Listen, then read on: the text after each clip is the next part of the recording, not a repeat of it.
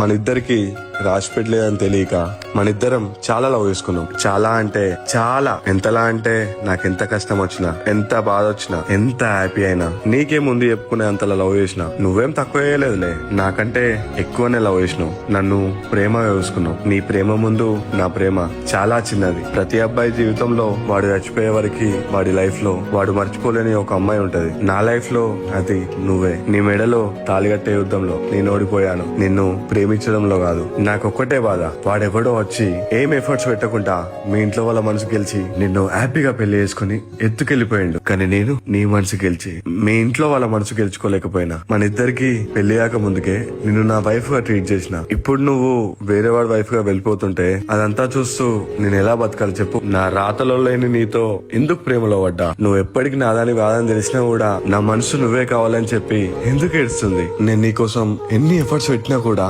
చివరికి నాకు నీ మెమరీస్ మాత్రమే దక్కాయి, నువ్వు దక్కలేదు. ఆ మూమెంట్ నేను ఒక్కటే నిజం తెలుసుకున్నా, నువ్వు ఎప్పటికి నా దాని కాదని. నీతో కలగన్న లైఫ్ కలలాగే మిగిలిపోతుంది. అయినా నీ మెడలో వేరేవాడి తాలుంటేంటి, నీ గుండెలో ఎప్పటికీ నేనే ఉంటా. మళ్ళొచ్చే జన్మలో కలుసుకుందాంలే, జాగ్రత్త.